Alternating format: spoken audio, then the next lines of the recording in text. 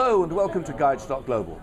Today I'm in Marbella and I'm with Ray Eugene, who is the owner of Ray's Tropical Caribbean Restaurant here down in the marina on Marbella. We're going to be talking to Ray about how he found it opening a business here in Spain. Ray, welcome and thank you for doing this interview.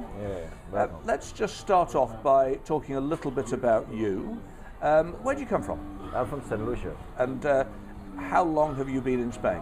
I arrived here in 1981 when I first get here. So that makes you a veteran. That's what, 25 years? Yeah, no, more 35 years. Yeah. 35 years. But never stayed here constantly, been back and forth, And are you married? Got kids? Yeah, I was married, divorced. Back home? No, here. Oh, here in Spain? Yeah. Okay. When did you first decide that you wanted to open a business in Spain? In Spain. I start moving on yachts. I do some of yacht racing in Antigua. I went to Southampton, Newport, Rhode Island. And I was working on the yachts. So that's big expensive yachts? Yeah. Like America's Cup type? Yeah. Okay. My last yacht was like 55-meter yacht, Okay. Some American owners and stuff. Yes. And I move around, and after a while I decided, I wanted to stay and learn, do something, I've been tired of doing, the same thing all over. So met some friends, we were doing some catering with them, and in a house with some Swedish friends of mine, and after we make the dinner, he said, "Well, let's open a restaurant," because, he said, what I'm doing is good, people will like it. Right. And was that your first experience of the catering trade? That's right, that's where it all started. And so this was just an opportunity that presented itself to you? Yeah, more or Okay. less like that. When you started, did you think you'd be here for nearly 30 odd years? No, I mean, when I did started this restaurant business, I did start it in 2001. Yeah. That's when I started the restaurant actually. 2001 is still 15 years ago now. Yeah. I started in San Pedro, that's on the other side. So you didn't start here. That was the next question I was going to ask you. Did you come? You didn't come direct to Marbella. So what made you decide to open in San Pedro? San Pedro, because I had all my colleagues and them, they was down there, and that's where we were hanging at that time when we find a place, and we decided to do it there. And of course, it's much smaller and much quieter than Marbella. Yeah, obviously, yeah. So when did you decide to move the restaurant to Marbella? Well, what really happened is after I opened the restaurant in San Pedro, I was not really experienced in doing the cooking and face the public at that time. Yeah. So I was under pressure. So I decided to stop the restaurant, and I didn't want to do it anymore. So in between that time, we get another place in Marbella, which is in the old town. Yeah. And we started. I left it. We bought the place, me and my friend, and I started moving around. Went to the States, back and forth here. And after a while, the same old thing. I get bored, so I decided, hey, let's try something else. We started in fast food stuff, Okay. But not Caribbean cooking, just ordinary fast food. Fast food, like roast chicken and rice and things that are very fast. And so that was your second restaurant? That was the second restaurant. But in the old town here? In the old town, that's correct, yeah. And then when did you move down here to the So again, it's like, the place was, fine, it was very small, but maybe half of that place. And I decided, well, okay, I would like to do something with cocktails, with tropical things, So I decided to leave that place in 2005. I came down here, find this place, and I decided, well, okay, this here will be the right place to open because of the tourists and everything like that. So you've been here in this restaurant for about 10 years? That's correct, yeah, that's correct. And it's a small restaurant. How many people do you have working here? We got during the weekends, we 3 of us. Yep. In the summer, maybe 4. It depends. If we got a party or something going, we have 4 people. And are those just local people, or are they family and friends? Yeah, local people. Some of them from South America, locals and stuff like that, yeah. When you decided to open this Caribbean restaurant, what was it made you decide to move into the Caribbean area rather than just keeping on doing your fast food? Again, I said it's when I had a fast food thing, I just wanted where I could meet with, people could sit down, have a cocktail, And because the place where I was, it was smaller. There was not people to sit down. It's just people come and knock and stuff, you know. So that's where it all started. I decided, well, you know, I need to a place where people could come and sit down, have a drink, you know, meet other people. And of course, you had your Caribbean heritage to draw on. That's correct. So this was like a natural fix for you. Yeah, exactly. Yeah. Okay. How did you find the premises? Did you just fall upon them by accident, or did you use estate agents, search for them? Yeah, I had a friend of mine when he first met. A friend of mine, he was looking for some work, and I decided to, that moment, wanted to change the area where I work in upstairs. So I asked him to find me a place, you know, and then he came here without I knowing. Well, you know, that was the place. He said, I found it. Yeah, he found the place, and he said, well, this place is available, so what do I think about it? I said, well, here you go, get this guy. I met the owner. And if this isn't a rude question, is this something you're renting, or have you bought it? I bought the place in the end, yeah. So that's an investment for the future. Investment, but you know, as you know, here is like a listing. No one really owns this area. Sure. Sure. You know, you list it for a certain time of exactly. year. You've got the rights to it, but you own it as close as you can in this part of town. That's correct. Yeah. And again, if it isn't a rude question, when you first set up your first business, not this one, how much money did you have to invest in it, do you think? Between that time, I would say roughly between 18,000 euro, more or less. Okay. Yeah, 18.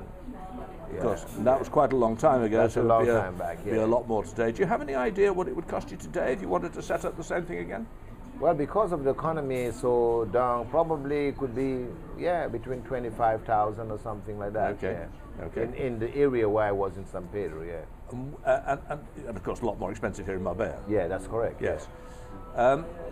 When you set up your business, did you have professional help? Did you use accountants, assessores, lawyers? Yeah, I did. Yeah, you know, when you open any kind of business you open in Spain, you definitely have to have assessors and accountants and stuff like that for moving your documents, your paperwork. And it's interesting you say that, because a lot of people say, oh, you don't need any of that stuff, you can just do it on your own. No, that's rubbish. It's got to give you a lot of headache in the end of the day if you don't do it like this, you know. Please listen to this, people, because that's important. Good advice. What was the most difficult part of setting up the business? The most difficult part? Many things is difficult if you don't have the right contact and, you know, knowing the right people. So having the right contacts then was really important for you. Yeah, definitely. And how did you get around that problem? Because of living here so long, I think that was in my advantage, living here so long, so I know a lot of people.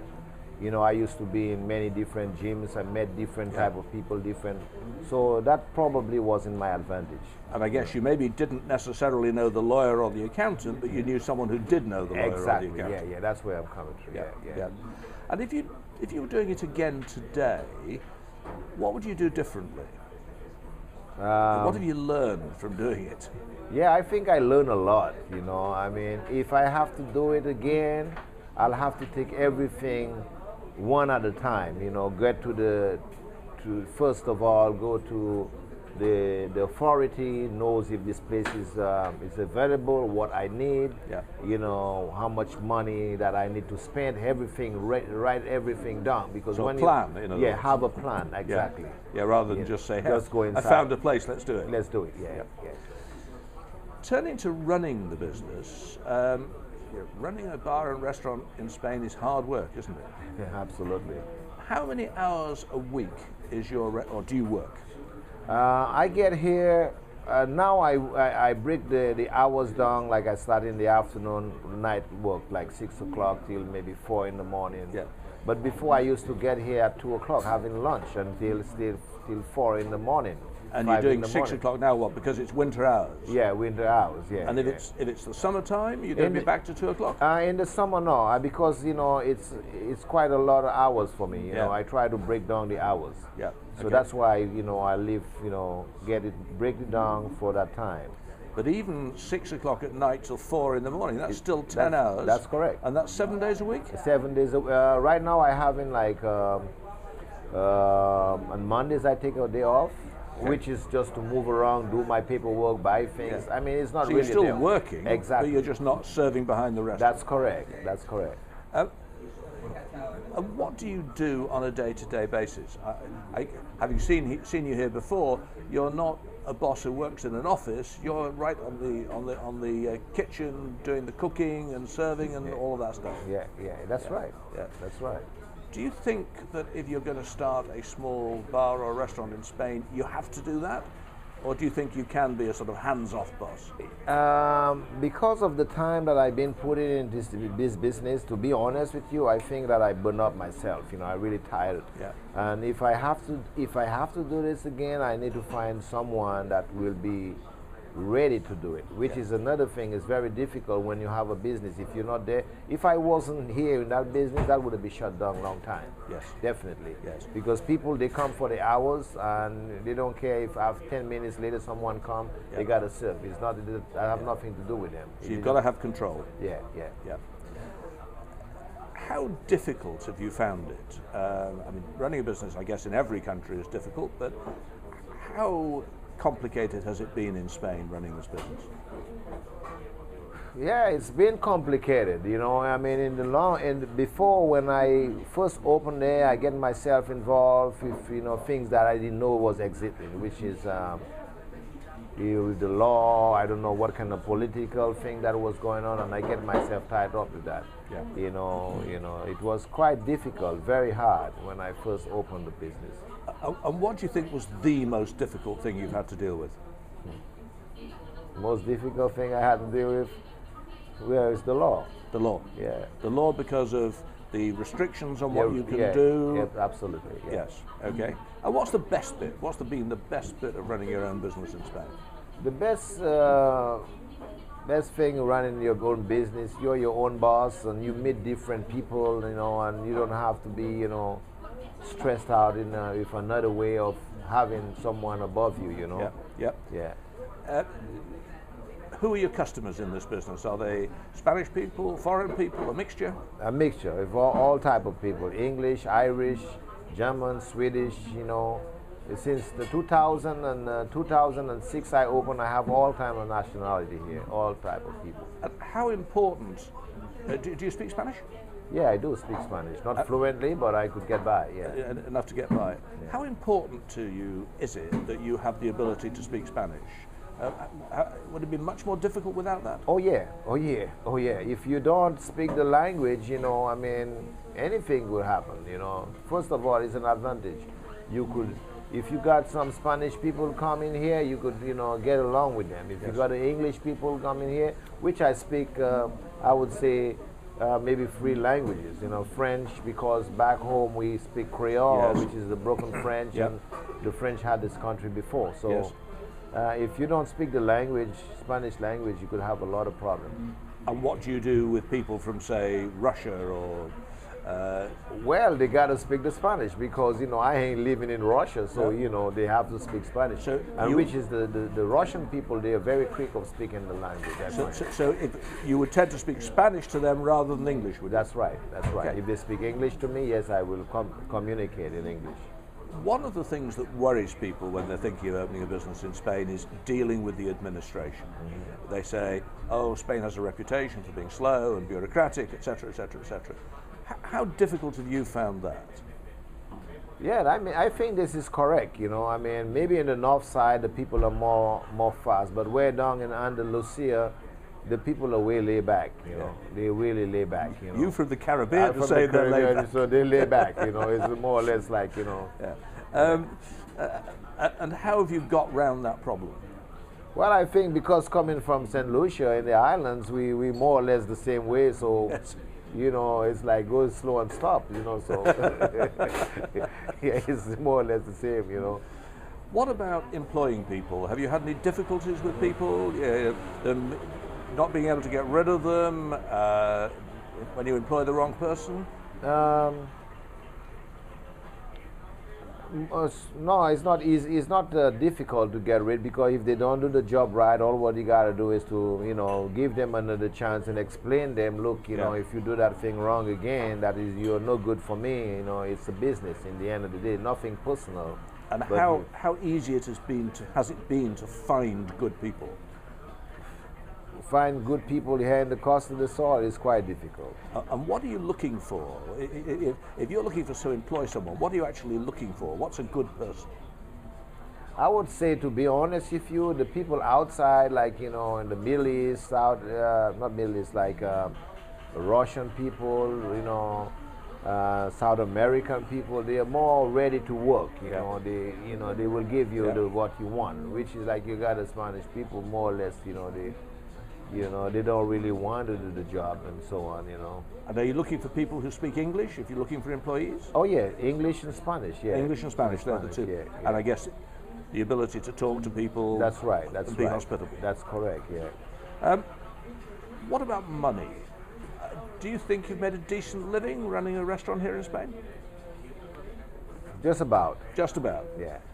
So you're not doing it just for the money then? Yeah. Well, obviously you do it for the money, but I mean, if, as you know, the economy, it's It's hit been you, bad few years. Bad for a few years. So, you know, after you buy and you pay your taxes, you pay whatever you got, sometimes it's very little to move on with, you know. And so you've survived the bad years, and you're hoping that the year period coming is going to be better. It's going to be better. That's correct. And certainly the tourism numbers are up, aren't they? And everything feels as if it's happening now, whereas it didn't 5 years ago. Yeah, that's correct. Yeah.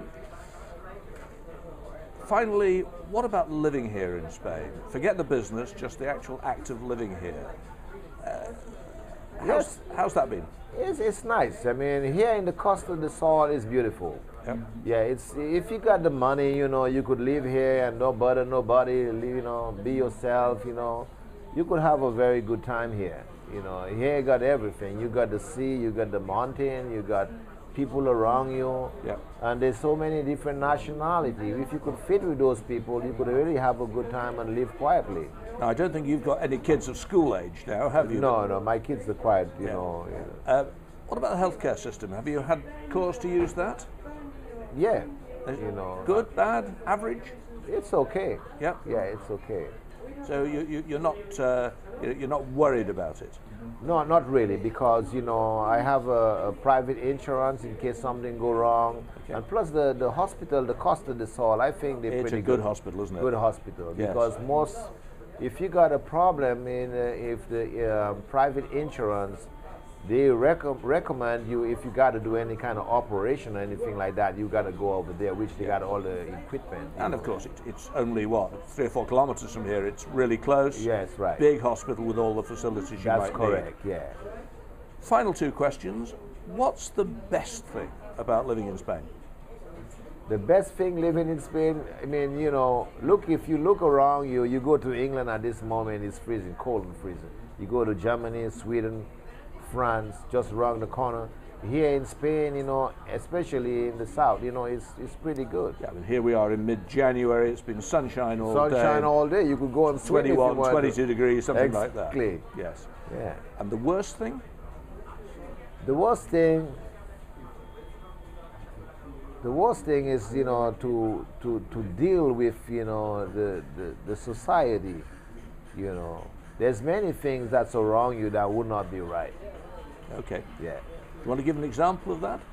An example is like, you know, if you got to go into a shop, or if you want something to be done in your house or anything, it's, you know, it's something like tomorrow, and the things never happen, you know. The famous mañana. Yeah. Yes. Yeah.